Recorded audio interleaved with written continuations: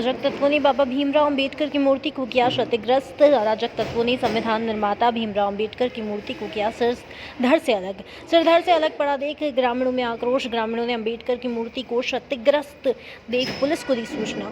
मौके पर पहुंची पुलिस ने आनन फानन में राजमिस्त्री को बुलाकर धड़ से अलग सिर जुड़वाने का काम शुरू कराया। अराजक तत्वों ने अराजकता फैलाने का किया प्रयास। कोतवाली मोहम्मदाबाद क्षेत्र के बिहार गांव का है पूरा मामला।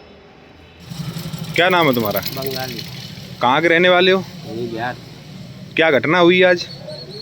कोई पता ही नहीं, जब उठे ये सब लोग तब यहाँ देखे कि भाई साहब मुँह टूटो पर। किसको? किसकी?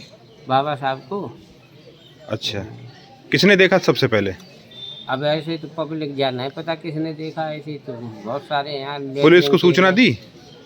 पता नहीं साहब, पुलिस को कैसे सूचना मिली मुझे नहीं पता सर। अच्छा, दी थी पुलिस को सूचना? जाने पता नहीं। जो अम्बेडकर पार्क बना हुआ है, यहाँ अम्बेडकर मूर्ति लगी थी, वो क्षतिग्रस्त कर दी गई अराजक तत्वों द्वारा। क्या है मामला, आपको क्या जानते? मुझे सुबह 9:30 बजे पता लगा।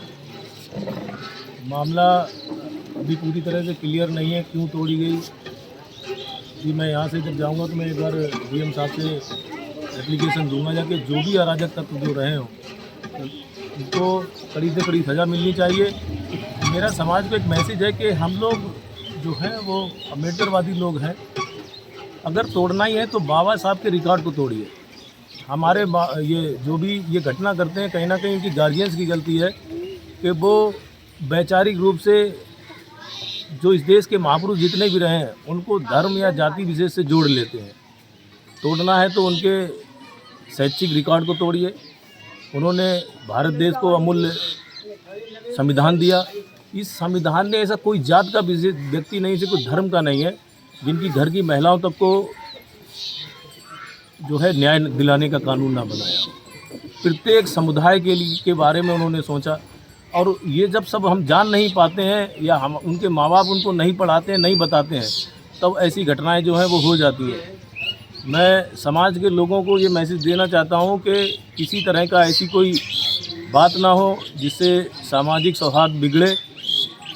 मैं प्रशासन से गुजारिश करता हूँ और माननीय डीएम साहब से, एसपी साहब से कि मामले की अच्छे से जांच की जाए और जो भी दोषी हों इस घटना में, जो भी दोषी हों, क्योंकि ना हमें मालूम है ना किसी को मालूम है कि किसने तोड़ी है, वो कौन लोग थे, तो वो जो भी हों उनको चिन्हित कर, उनको पहचान कर, उनको कड़ी से कड़ी सज़ा मिलनी चाहिए और उनको सज़ा के तौर पे संविधान के बारे में बताना चाहिए। सर, इससे पूर्व भी इसी मूर्ति की उंगली कुछ वर्ष पूर्व और तोड़ी गई थी, शायद आप लोगों को जानकारी नहीं हो। शायद समिति का ही कोई सदस्य था, इसीलिए मैंने कहा है कि अगर तोड़ना ही है तो हमारे बच्चों को ये सीखना चाहिए कि मैंने कहा कि ये धर्म जाति से बिल्कुल हटके हैं, है ना। तो वो किसी ने भी तोड़ी हो, हमने बिल्कुल ये नहीं कहा है कि कौन लोग थे।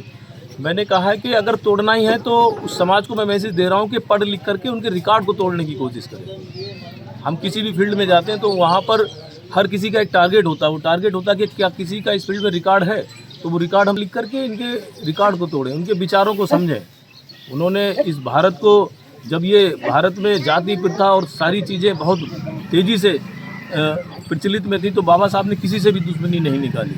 उन्होंने हर व्यक्ति को एक समान की जो बात आती है तो वो सबके लिए एक समान है, सबके लिए एक समान है। बाबा साहब ने सबसे पहले महिलाओं को आगे बढ़ाने के लिए संविधान में जो है हिंदू कोड बिल बनाया। तो मैं समाज से ये गुजारिश करता हूँ कि वो ऐसी कोई बात ना हो।